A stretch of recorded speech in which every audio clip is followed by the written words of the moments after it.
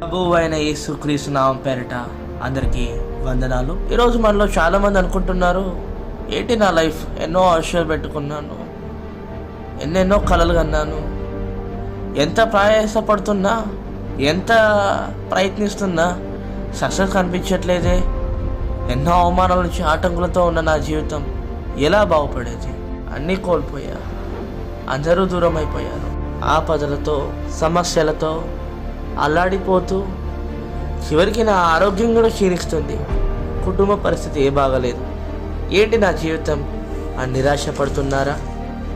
ఓ నీకే ఈ శుభవార్త సందేశం. ప్రభు అయిన యేసుక్రీస్తు నీతో మాట్లాడుతున్నాడు. లూకాసు వార్త 12వ అధ్యాయం 31వ వచనం. మీరైతే ఆయన రాజ్యమును వెతుకుడి, దానితో కూడా ఇవి మీకు అనుగ్రహించబడును. మొదట ఆయన రాజ్యాన్ని, ఆయన నీతిని వెతుకుదాం. సర్వ సృష్టికర్త అయిన ప్రభు అయిన యేసుక్రీస్తు రాజ్యాన్ని, నీతిని వెతికినట్లయితే, ఆయన ఆశించినట్లుగా జీవించినట్లయితే నువ్వు ఫలిస్తావు. నీ జీవితాన్ని బాగు చేయగల సమర్థుడు నా ప్రభు అయిన యేసుక్రీస్తు. కనుక మనం చేయవలసిన పని ఏంటంటే, కీర్తన గ్రంథం 1వ అధ్యాయం నుంచి కొన్ని వచనాల వరకు చదువు. ఆలోచన చొప్పున నడవక, పాపుల మార్గమున నిలువక, అపహాసకులు కూర్చుండు చోటను కూర్చుండక, యెహోవా ధర్మశాస్త్రం నందును ఆనందించుచు దివారాత్రము దానిని ధ్యానించువాడు ధన్యుడు. అతడు నీటి కాలువల ఏరును నాటబడినదై ఆకువాడక తన కాలమందు ఫలమిచ్చు చెట్టు వలె నుండును. అతడు చేయనదంతయు సఫలమగు. ఇప్పుడు ఆలోచనకి ఇక లోబడు, విడిచిపెట్టవలసిన విడిచిపెట్టు. నిన్ను ఏ పాపంలో అయితే దేవుడికి దూరం చేసిన ఆలోచనలన్నింటినీ విడిచిపెట్టు. వ్యతిరేకమైన పనులు, రహస్యంగా చేసిన తప్పులు యథార్థంగా దేవుడికి నీ హృదయాన్ని అప్పగించు. అడుగుతావా?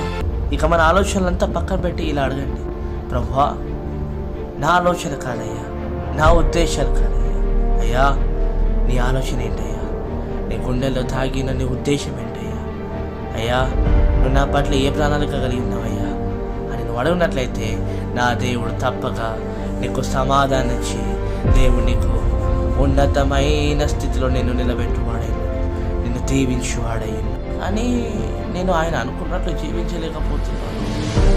నాకున్న బలహీనతలు బట్టి, సైతాను ప్రేరేపించే శోధనను బట్టి ఇక ప్రభు కొరకు ఆత్మీయంగా బ్రతకలేకపోతున్నాను అని బాధపడుతున్నావా? ఎక్కడెక్కడికో వెళ్ళి ఎన్నెన్నో ప్రయత్నాలు, ఎన్నెన్నో చోట్లకి వెళ్ళావు. ఈ సేవకుడి దగ్గరికి, ఆ సేవకుడి దగ్గరికి, ఆ వ్యక్తి దగ్గరికి, ఈ వ్యక్తి దగ్గరికి, ఆ చోటుకి, ఈ చోటుకి, అలా ఆలోచిస్తూ ఎక్కడికో వెళ్ళి ఏదేదో చేసావు. ఇలా ఎన్నో ఆలోచిస్తున్నావు కదా. విను, నేను రాసిన పత్రిక 6వ అధ్యాయం 11వ వచనంలో దేవుడు మాట పలికిన విధంగా దేవుడిచ్చి సర్వాంగ కవచం ధరించుకొని, మార్కు సువార్త 9:29 ప్రకారం ప్రార్థన అందే కానీ, ఉపవాసం అందేనే కానీ మరి దేని వల్ల సాధ్యం కాదు. మీ నడువులు కట్టుకోండి. నెహెమ్యాలాగా పడిపోయిన ప్రాకారం నా దేవుడు నిలబెట్టగలడు. ఎన్ని ఆటంకాలు వచ్చినా నా దేవుడు చేయి పని గొప్పది అని విశ్వాసముతో నిలబడినట్లయితే, ఆనాడు నినవే పట్టణ ప్రజల మనం తగ్గించుకొని రాజుతో సైతం ఆనాడు ఆ ప్రజలు తగ్గించుకున్నారండి. దేవుడు ఆ ప్రజలను వైపు చూసి కనికరించి, విశ్వాసంతో వాళ్ళు చేసిన ప్రార్థన బట్టి, వాళ్ళు చేస్తున్న ఘోషాన్ని బట్టి, వాళ్ళు ప్రార్థిస్తున్న ఉపవాస ప్రార్థన బట్టి దేవుడు గమనించి వాళ్ళని కనికరించి దీవించాడండి. ఈరోజు నుంచి ఒక తీర్మానం తీసుకుంటావా? ఆయన నీతిని, రాజ్యాన్ని వెతుకుతాను, నా ఆలోచనలు కాదు, ఆయన ఆలోచన ప్రకారం జీవిస్తా. ఇక నేను దేవుడు సర్వంగా కవచం ధరించుకొని ప్రార్థన, ఉపవాసంతో, పట్టుదలతో ప్రార్థిస్తాను అన్నవారు ఉన్నట్లయితే నాతో కలిసి ప్రార్థనలో ఏకీభవించగలరు. మహోన్నతుడా, మహాపరిశుద్ధుడా, నీకు వందనాలయ్యా. ఈరోజు ఈ సమయంలో నాతో మాతో బహుసూటిగా స్పష్టంగా మాట్లాడినందుకు వందనాలు తండ్రి. నాయనా, మొదట నీ నీతిని, నీ రాజ్యాన్ని వెతికే బిడ్డలుగా చేయి నాయనా. ప్రభువా, నా ఆలోచన కాదయ్యా, నీ ఆలోచన, నీ ఉద్దేశ ప్రకారం నడవడానికి ఆశపడుతున్నానయ్యా. తండ్రి, నన్ను దీవించాలని ఆశపడుతున్నావు, కానీ నాకున్న బలహీనతలు బట్టి, పాపాలను బట్టి దీవించబడలేకపోతున్నానయ్యా. దయతో కనికరించి నన్ను బాగు చేయనైనా. నాకున్న సమాధానం నీవే దేవా.